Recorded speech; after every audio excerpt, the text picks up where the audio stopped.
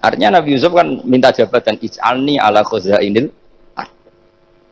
Jadi akhirnya semenjak itu fikih-fikih ilmu tadi saya ulang lagi. Akhirnya saya cari, termasuk saya disuruh bangun. Saya golekno dalile nak wong soleh kok oleh jabat. Katanya wong dalil kok diorder saya ya sempat. Ternyata saya cari-cari ya tadi am yahsudunan nasa alama atahum wa min fadlillah faqad ataina ala Ibrahim alkitab wal hikmata wa atainahum mulkan azim. Keluarga Nabi Ibrahim di antara sifat yang disebutkan Allah adalah dikasih mulkan azim. Sebab itu akhirnya kiai-kiai Indonesia itu mazhabnya Safiyah semua. Politik ya kerso, jabat ya kerso, proposal ya kerso. Saya ini, maksud saya ini yang menyelamatkan ilmu. Kalau orang khusyuk pasti gedeng. Kiai kok gelem proposal, kiai kok para pejabat. Tapi orang ilmu setuju. Nah saya nggak tahu setujunya itu bawaan ilmu apa bawaan nafsu tadi itu yang mulai saya nggak tahu. Nah kalau saya kan bawaan ilmu saya baca. Itu bedanya saya dengan Mas Nadif jadi bawaan baca. Karena kemarin saya dibully habis-habisan di Kudus. Saya tidak punya kesempatan bicara di menantunya Neng Muah ya. Wah ini kurang ajar betul orang ini kata saya. Tapi saya nyari sisi positifnya. Kalau saya dibully kan saya madlum. Orang madlum gampang jadi wali. Yang dia bully berarti zalim ya sudah berarti wali saya. Gitu. Nah supaya dia juga wali sekarang tak bully supaya impas gitu. Jadi ini nolong beliau. Jadi saya 22 hari itu kalau habis subuh ke rumah sakit. Tapi kalau asar pulang ngajar. Ya begitu terus. Karena mbah-mbah saya itu sukanya ilmu Masya Allah. Karena ilmu itu penting. Apapun pakemnya para wali itu kalau diingatkan secara ilmu itu terus kayak runtuh. Saya berkali-kali mencontohkan. Dan itu valid, data itu valid. Sufyan bin Uyainah itu orang yang khusyuknya Masya Allah. Gurunya Imam Syafi'i, gurunya Imam Malik. Itu beliau menceritakan dalam kitab Khilyatul Auliya. Nabi Isa itu senengannya itu ceria sekali. Nabi Yahya itu senengannya bersengut, abusan, suka kayak takut akhirat, takut penyakit. Tapi bukan takut corona, enggak ya jelas kan. Saya akhir-akhir ini fatwa, sekarang jangan baca Uwais Al-Qarani, tapi Al-Qarni. Meskipun saya tahu ada yang baca Qarani di kitab-kitab, ada yang baca Qarni. Tapi sekarang wajib dibaca Al-Qarni sementara. Sekali dibaca Al-Qarani itu nisbatun ilah. Iya, jadi makanya ini untuk sementara dibaca, ngikuti yang baca Uwais Al-Qarni. Meskipun di sarah-sarah apa di Fathir Ra' wakila bi sukun ya sudahlah sekarang harus ijma dulu Al-Qarni ya, karena kalau Al-Qarani itu akhirnya Nabi Isa ditegur sama Nabi Yahya. Mali aroka dohikan ka'annaka ta'manu min makrillah. Saya melihat kamu kok suka tertawa, seakan-akan kamu merasa aman tidak kena azabnya Allah. Nabi Isa akhirnya balas tanya, Mali aroka abisan ka'annaka tai'asu min rahmatillah taknatu min rahmatillah. Kowe mbesengut wae koyo dunia orang rahmat, anane corona tok. Padahal yo ono mangan, ono guyon, ono nikmat.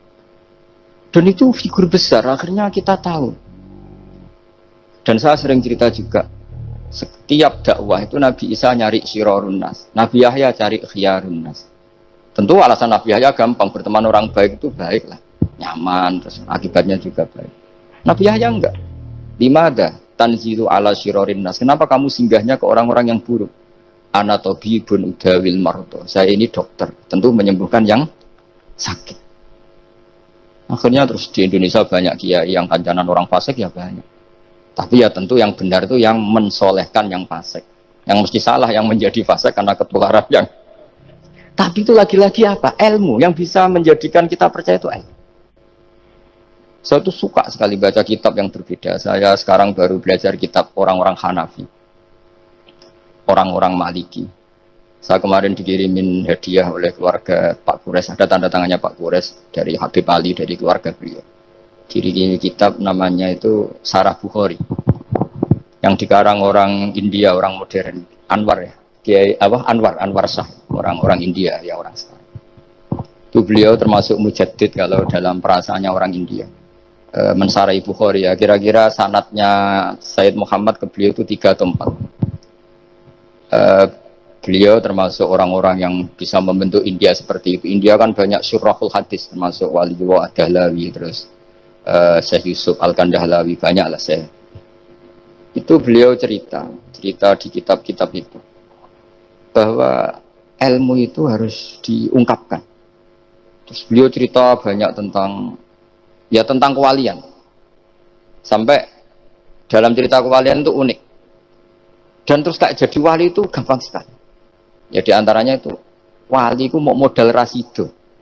Sab'atun yudhilluhum wa fi dhillihi yawma la dhilla illa dhilluh. Itu diantaranya itu.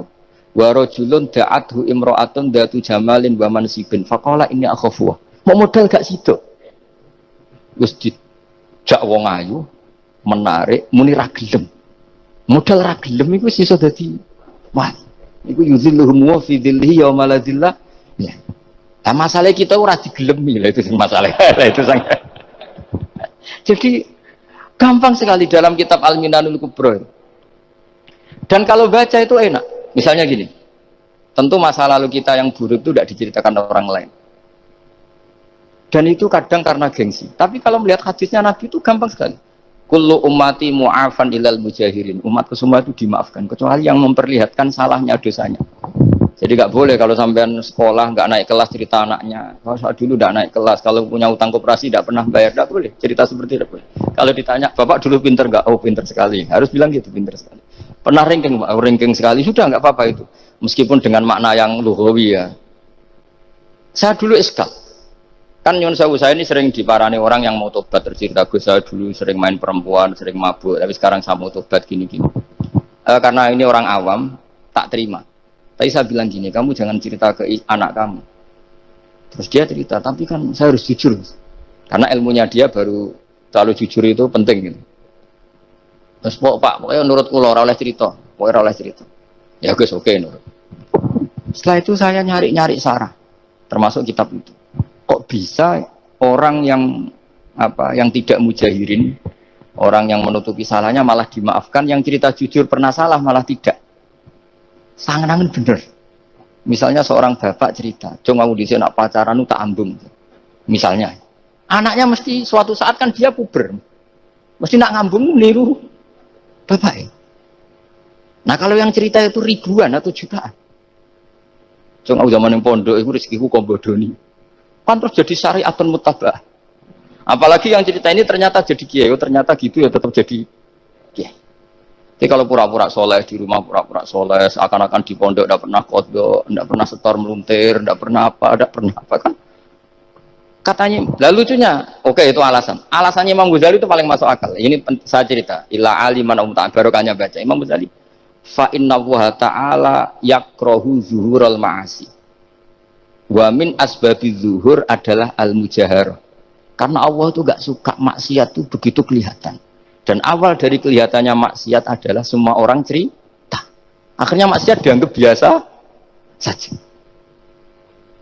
Jadi kalau semua orang cerita zaman mondok nakal itu akhirnya semua orang yang nakal. Oh itu niru kiai ini, karena ini niru kiai.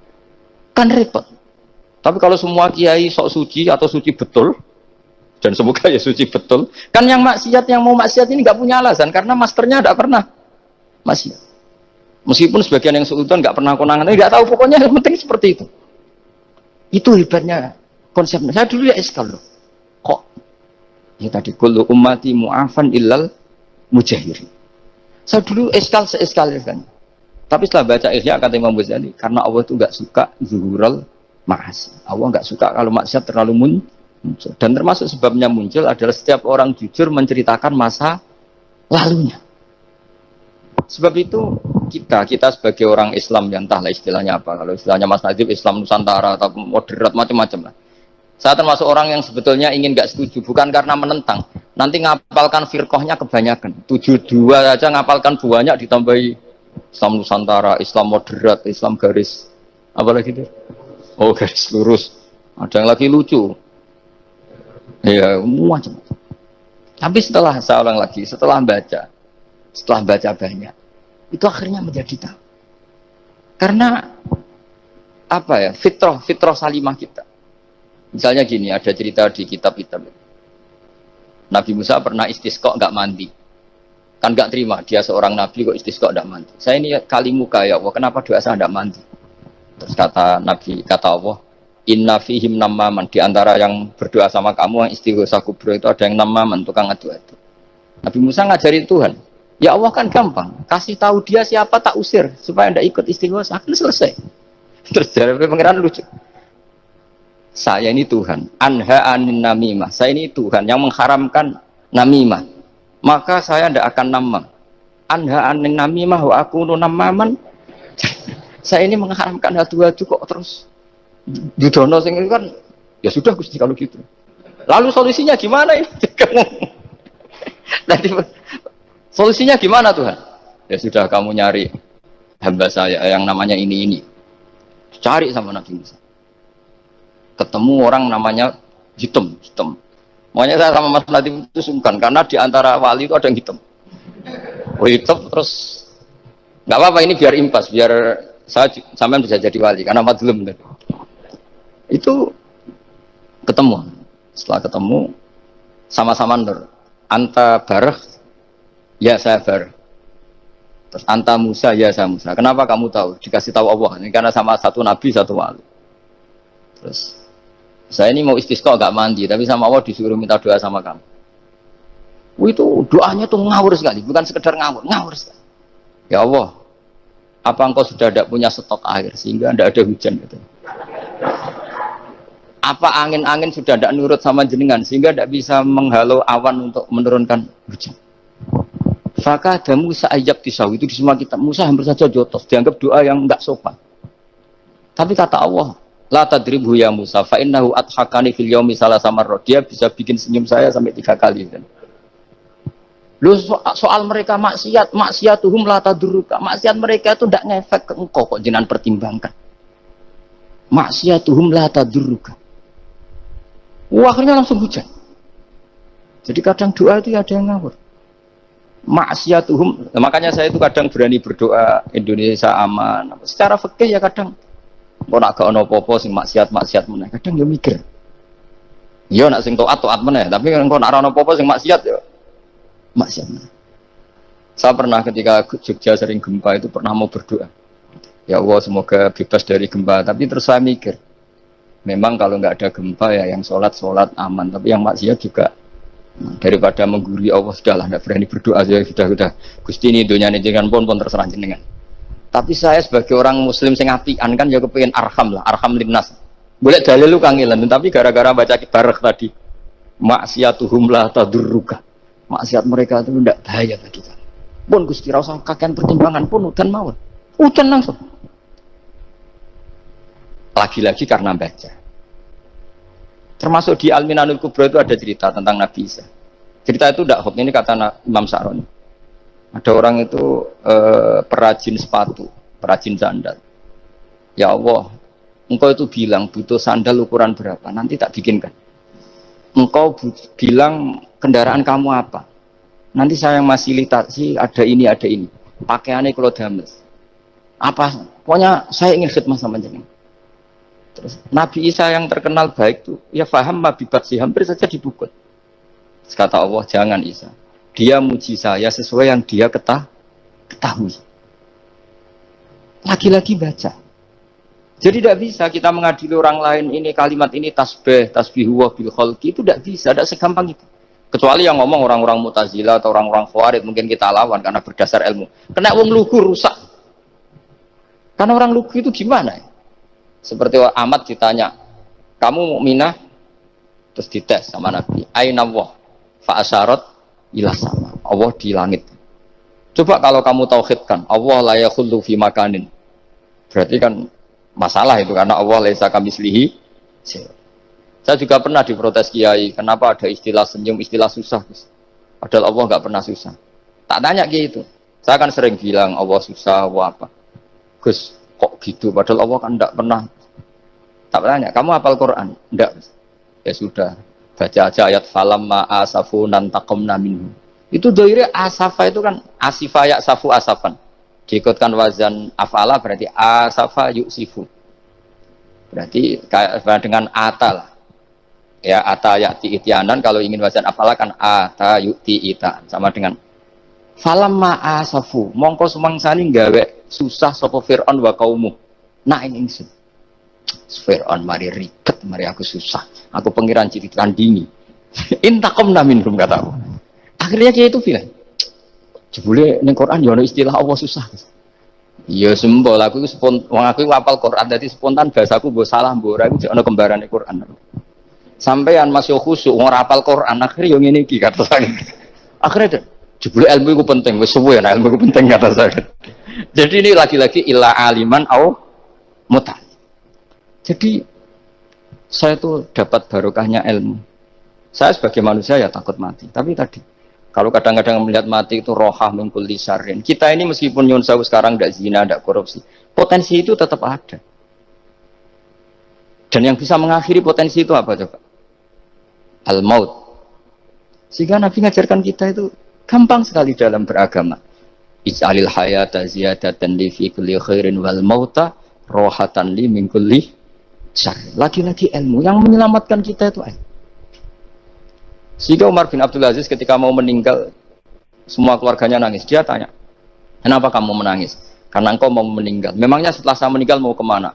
Ila Rabbin Karim, ila Rabbin Rahim. Jadi segampang itu untuk melihat. Nah, tapi kalau kita tidak baca, seakan-akan wah mati ngeri nak mlebu neraka piye. Seakan-akan di alam sana hanya ada neraka. Padahal anak indadzoni abdi. Daripada nganggep neraka masalah atau eleng pangeran kan ini. Lagi-lagi baca. La yamutan ahadukum illa wa yuhsinu dzanna billah. Jangan sampai seseorang mati kecuali dalam keadaan husnudzon sama. Saya tuh masih ingat Gus Yagi pas Bapak gerah itu tak antar ke Karyadi di Semarang. Itu mau kapundhut itu cek guyon. Jong ape mati mbok gawe ning hotel karena di pavilion. Sebelum mau kapundhut cek dungo khataman Quran, baca sabahat khataman. Terus tak khataman Quran, terus serasa nangis, aku husnul khotimah, terus kamu udah, kok enak maksudnya, santai maksudnya enggak, ya relax aja. Seperti Mbah Mun itu dulu, saya tuh, ya aku bela wafati sering ketemu, ya ada hanya saya tentu banyak orang sering ketemu beliau. Jawabnya Mbah Mun, Jong, aku nak mati Selasa berarti aku wong alim, nak mati Jumat berarti aku wali, kok penak kabeh berarti. Saya sebenarnya ingin tanya, nak setu bah tahat kan, tapi kok potongannya ora pantas itu jadi. Ketika beliau nyatanya kapundhut Selasa, berarti senang status alim. Artinya orang-orang dulu itu, Imam Ghazali lebih parah lagi. Ya saya yakin semua orang Islam mati itu baik. Imam Ghazali lebih parah lagi. Itu beliau kapundhut, itu orang yang perjalanannya 3 hari itu sudah datang semua. Sore beliau beli kafan. Terus beliau bilang ke adiknya, saya nanti kalau mati yang imami orang ini. Jangan makamkan saya sebelum diimami orang ini. Dulu udah ada WA-nya Mas Nabi, udah ada grupnya. Itu ketika beliau sudah beli kafan habis sholat subuh, alayya bil kafni, kafan saya bawa sini. Dikasihkan sama adiknya. Terus, ya Allah, ar-ridho bil intiqal ilal malakil. Jadi saya sudah ridho kalau ketemu engkau. Terus kapundhut. Adiknya bingung karena orang yang ditunjuk itu harus 3 hari perjalanan. Ternyata datang semua terus. Kok kenapa engkau datang? Ghazali wis kandha aku wingi 3 dina yang lalu. Jadi aku langsung lulus perjalanan. Pamit jadi. Lalu kubu sebelah ini cerita Mas Nadi yang tukang tukaran sama kubu sebelah itu Mas Nadi. Kalau saya ini orang baik gak suka tukaran berarti. Masuk orang baik. Yang aku orang baik itu penting cara kita Al-Minanul Kubra karena kalau ngaku orang elek berarti kenangannya Allah sama kamu itu bikin elek, tidak bikin baik. Itu cara pikiran Imam Sa'roni dalam Al-Minanul Kubra. Kamu kan boleh mengatakan saya habis makan, habis minum. Artinya apa? Kamu habis dapat nikmat. Kamu harusnya juga bilang saya habis ngamalkan ilmu, saya habis dapat hidayah. Wong tadi kamu ya sholat subuh, kamu ya baca Quran. Susah opo sing ngakoni tau apik cara Imam Sa'roni. Senengane kok. Kalau mau bermaksiat berdelok wong wedok, memangnya Allah mau amalah mbek kowe mau elek tok atau mau amalah apik? Ini rada provokator, tapi ini cerita ilmu, Makanya saya kenapa tetap hormat Mas Aldi karena provokator, meskipun itu asli, enggak karena baca. Kalau ini asli memang suka sombong memang asli. Tapi apapun itu kan tahu neng Mesir, jangan-jangan bacanya itu. Saya baca kitabnya, dia ke makomnya Imam Sa'roni kan orang pernah ziarah. Makanya potensinya seperti itu. Jadi saya terus dulu saya itu nih Gus Yagi, bapak itu Islam. Bapak itu seneng kancanan wong mlete timbang wong sopan. Saya dulu ya Islam. Bapak itu kancanan wong mlete itu. Suatu saat bapak wafat, si pendereknya bapak yang mlete ini tak kancan. Melarat orangnya. Melarat. Mulai terus. Angen-angen bener wong mlete. Jadi kalau tak tanya, mun sarapan Mbah wonge sepuh. Oh wis lho Gus, iso-iso wis kudu sarapan wajib. Wis rokok oh wis. Ternyata dia lebih gampang ngitung nikmat. Kok gak kerja, Mbah? Aku nang masjid di 10.000 kon ngino wong kerja ora usah di 10.000 wis raja iso mangan iso ngombe. Lha opo ngawula wong liya? Kan kok bener sesuai. Sementara sing sopan kurang ajar. Mbah pun mangan. Terus ngenteni kerja angel kabeh mboten panen men ngenes koyo Allah ora tau mar. Oh, mungkin karena ini Bapak. Jadi akhirnya sesuai ora pati. Kancanan wong sopan-sopan. Akhirnya kancanan Mas Nadif kan gitu ceritanya. Ternyata orang sopan ya kacau juga mau eling sisi panen akeh tak tahu. Mbah panen kathah. Mboten Gus namung meniki. Pokoke meluh terus. Jadi makanya ini kan apa-apa kalau berlebihan itu repot. Seperti saya pernah ditanya, kalau orang Jawa Timur itu hormatnya sama kiai, kalau sama orang biasa itu kurang hormat. Kalau orang Solo itu sopan-sopan, tapi ya sama-sama ada masalah. Kalau ada kultur semuanya sopan, nanti ya hum yukrimuna aliman wa fasikon wa solihan wa tolihan. Soleh, sopan yang berlebihan akhirnya sampai pernah ada seorang kiai latihan. Ini kisah nyata. Itu teman saya. Ketemu orang Solo dihormati. Sempat GR, barokahnya ilmu saya dihormati orang. Bareng sama orang fasik, orang macam-macam ya dihormati yang sama. Jebule padha wae. Artinya gini, kalau akhlak itu benar-benar kelebihan, tapi kalau berlebihan la farqa bainal alim wal jahil wal fas was saleh wat thaleh karena semuanya dihormati. Tapi kalau misalnya ada Jawa Timur yang membeda-bedakan manusia, kadang kita ini juga beratnya semua itu ibadah, semua iyalullah semua. Jadi terus kita ini mikir yang benar yang mana setelah mengkaji ilmu, lagi-lagi setelah mengkaji. Nah makanya saya ingin sekali ilmu ini harus dikembangkan terus. Karena saya kenalnya Mbah Dola, Mbah Sahal, semua masih ini min haitsul ilm. Karena ilmu ini yang cukup. Islam itu nggak bisa dikawal dengan khusyuk, nggak cukup. Yang bisa mengawal Islam itu hanya ilmu. Sebab itu fa'alam annahu la ilaha. Makanya orang Khawarij itu kata Rasulullah syarrul khaliqah. Kenapa orang Khawarij dibenci Nabi? Karena suka khusyuk, suka ibadah, tapi tidak suka ilmu. Mereka menyalahkan Ali karena nggak cakap mimpin, menyalahkan Muawiyah karena gulingkan Ali. Semuanya disalahkan. Artinya kharaju min aliyin wa kharaju min Muawiyah. Hanya disebut Khawarij. Dia tidak bisa memaklumi kemanusiaannya manusia. Makanya saya suka ada orang jadi wali. Itu karena sholatnya di belakang. Yang jadi soft awal saat jadi wali disaingi sama yang paling soft belakang. Ditanya, kenapa kamu ketemu saya di sini? Bukankah kamu orang yang sholatnya di soft akhir terus? Iya, saya jadi wali karena sholat di soft akhir. Kenapa? Soal itu, koyok merasa pantas, koyok suci-suci ya dewe soal pangeran wani kok ngarep. Jadi yang mendorong dia nggak berani soft awal karena tawadunya. Masuk sak saya kok madep pangeran kok ngarep koyok wong top. Cara santri kok setor nomor 1 kok islahnya kayak gitu. Jadi jangan-jangan yang setor paling gurih itu pinter mergo tawadhu. Sampai ngelalar maksud. Jadi kok penak jadi wali. Jadi saya kalau baca kitab dan nanti tabarruk dengan Ar-Risalah Al-Qusairiyah karena ini terakhir ya karena di sini Pondok Thariqah saya menghormati sekali Mbah Dola ya Mbah Nafi Gus Zaki. Itu ceritanya mbahnya Mbah Mun kandung namanya itu Mbah Ahmad bin Su'aib. Itu ngaji sama Sayyid Abi Bakar Sato yang Sohibul I'anah. Nah Sayyid Abi Bakar Sato itu punya kakak kandung yang sepuh namanya Umar Sato. Karena ada 3 saudara Umar Sato, Utsman Sato, Abi Bakar Sato. Ketika mau kondur, saya ingin thariqah. Terus kata Sayyid Umar, ya sudah kamu thariqahnya kitab ini, dikasih kitab Ar-Risalah Al-Qusairiyah. Kitab itu sama Mbah Su'aib dibawa di sarang Mbah Ahmad Su'aib. Mbah Ahmad Su'aib masuk kita syukur karena Mbah Nafi itu ngaji di sarang menangi Mbah Ahmad Su'aib. Jadi yang sholawat askat tahiyat itu masih dari Mbah Ahmad, bukan dari Mbah Zubair, dari Mbah Ahmad. Jadi Mbah Nafi di sini pernah ngaji Mbah Ahmad, pernah ngaji Mbah Zubair. Nah, Mbah Su'aib ini pernah ngaji di sini Mbah Murtado. Kajian mana kalau Mbah Murtado? Waturoyo. Jadi di Tarajum Mas saya sarang itu Mbah Su'aib dulu itu pernah ngaji di Waturoyo. Makanya saya diceritani Kang Mahmudi, putranya Mbah Zain. Itu ketika Mbah Imam sudah sepuh ngaji, sowan ke Mbah Imam sama abahnya atau sama siapa lah. Mbah Imam sudah sepuh, sudah sepuh. Kowe ndi le? Kula kajen. Apa rene badhe mondok. Gak ikhlas yo, ilmu dhisik dijupuk wong sarang, apa mbok jaluk meneh. Ya ini